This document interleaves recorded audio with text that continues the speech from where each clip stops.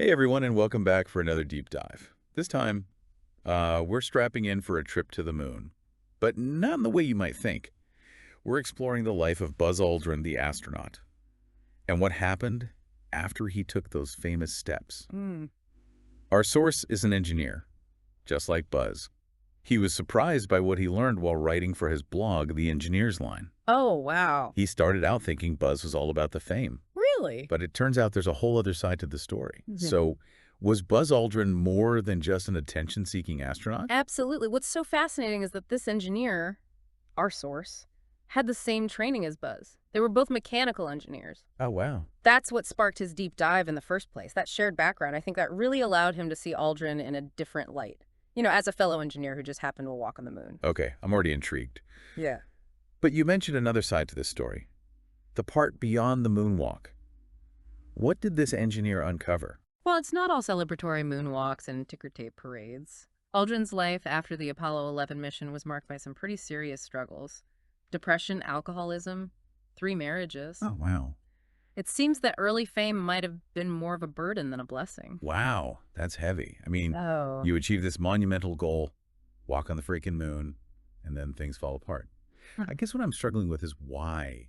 Do we know what led to this downward spiral? It's complex, but one clue is a quote from Buzz's first wife. She said she married an engineer, and here he was a hero, not because that was better, but because it destroyed the person she married. Oh my gosh. Think about that for a second. It suggests a complete loss of identity. The man she knew, the engineer, was overshadowed by the hero persona. That's heartbreaking and honestly, a little terrifying. It makes you wonder if achieving such a massive dream can actually backfire. Do you think Buzz was prepared for that level of fame? That sudden shift in how the world saw him? It's hard to say. What we do know is that his life before the moon landing was incredibly structured.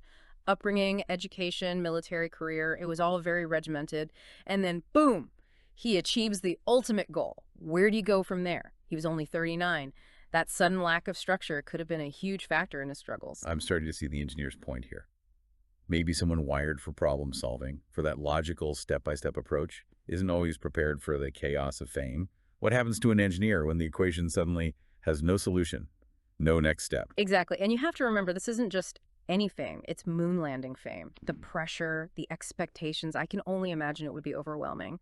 And unfortunately, Aldrin's life post-moon landing took a pretty dark turn. The blog mentions him selling used cars, his second marriage taking place in a bar. Oh no. It paints a picture of a man truly lost. Okay, so we have the engineer, the hero, and now the lost soul. This deep dive is getting intense. I'm eager to hear how this all turns around, because I know Buzz eventually found his footing again.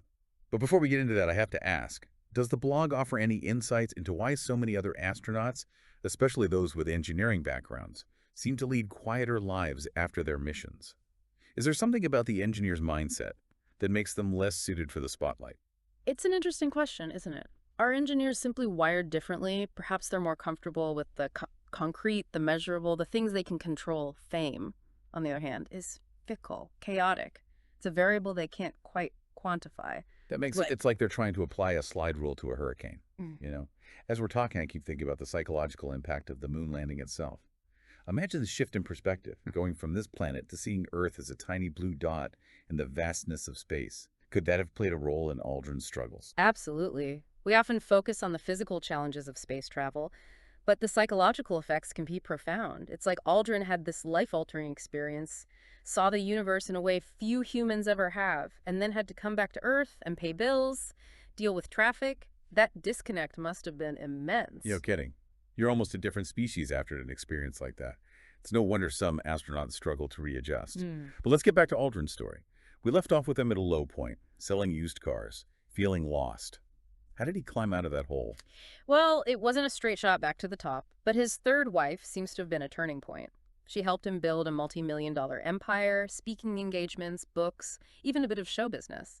It's a testament to his resilience and adaptability. This engineer, the hero, the lost soul, he reinvented himself as an entrepreneur. Hold on. I'm picturing Buzz Aldrin doing a sales pitch. Come on down to Buzz Aldrin's used cars. We'll launch you into a great deal. Okay.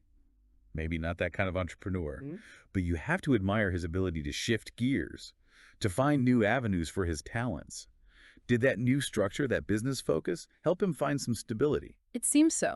But even this chapter wasn't without its challenges. Remember, this is Buzz Aldrin. The marriage eventually ended, and there were some messy legal battles with his children. So even with his reinvention, there was still turmoil. So what's the takeaway here? That even achieving the impossible and finding a new path doesn't guarantee smooth sailing. I mean, it sounds like Buzz was always battling some internal storm, no matter what he accomplished. It's a good point, and this is where the engineer's perspective in the blog gets really interesting.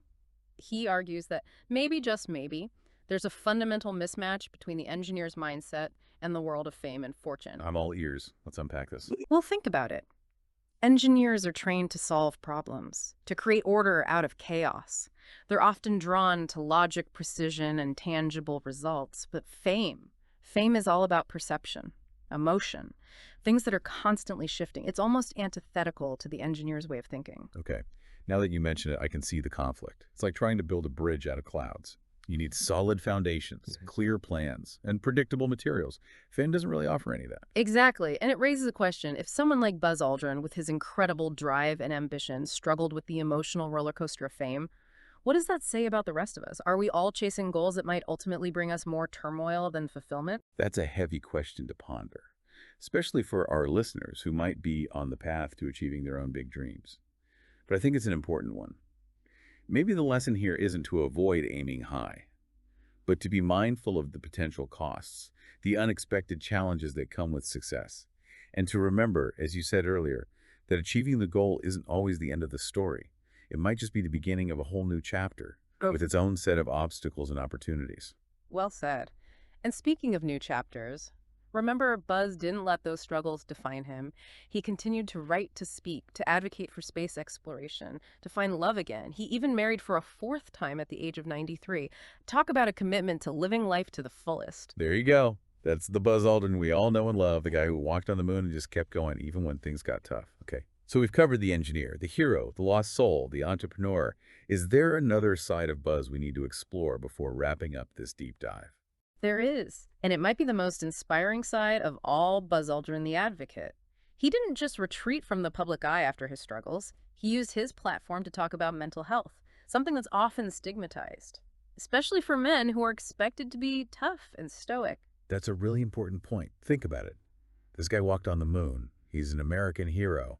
And he's openly talking about depression and alcoholism. That takes incredible courage. You're right. It's like he's saying, hey, even if you achieve the impossible, you're still human. You can still struggle, and it's okay to talk about it. That must have been incredibly powerful for people who were dealing with similar issues, but felt like they had to hide it. Absolutely. He helped destigmatize mental health. Yeah. Especially for a generation that wasn't really encouraged to be open about those things. Yeah. And it makes you wonder if, in a way, his struggles made him even more relatable to everyday people. Yeah, he's not just this untouchable icon anymore. He's someone who's faced adversity and come out the other side. It's like, okay, Buzz Aldrin gets it. Maybe I'm not alone in this. Exactly. And that's a powerful message to send. It reminds us that even those who seem to have it all can still face internal battles.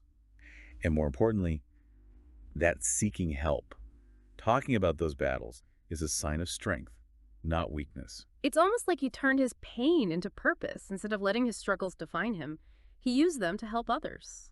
That's pretty remarkable, wouldn't you say? Absolutely. It's a testament to his resilience and his empathy.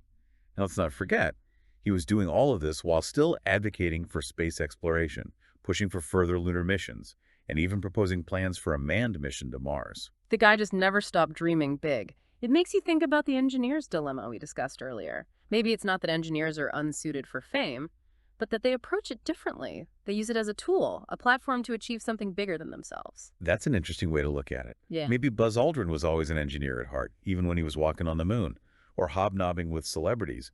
He was always looking for the next challenge, the next problem to solve. And he never let age slow him down. Remember, he married for the fourth time at 93. That tells you something about his zest for life, his refusal to let go of his passions. He's a true inspiration. And I think his story offers a valuable lesson for all of us. It's not just about achieving the impossible, it's about what you do afterward. How do you use your experiences, both the triumphs and the struggles, to shape the next chapter of your life? That's a great question to leave our listeners with, so think about it. If you achieve your ultimate goal, your moon landing moment, what would you do next? Would you chase new dreams, use your platform for good, Or maybe just find joy in the simple things. The possibilities are endless. But one thing's for sure, the journey doesn't end when you reach the summit. It's just the beginning of a whole new adventure. Thanks for joining us on this deep dive into the extraordinary life of a man who walked on the moon and taught us all about the importance of resilience, reinvention, and never giving up on your dreams.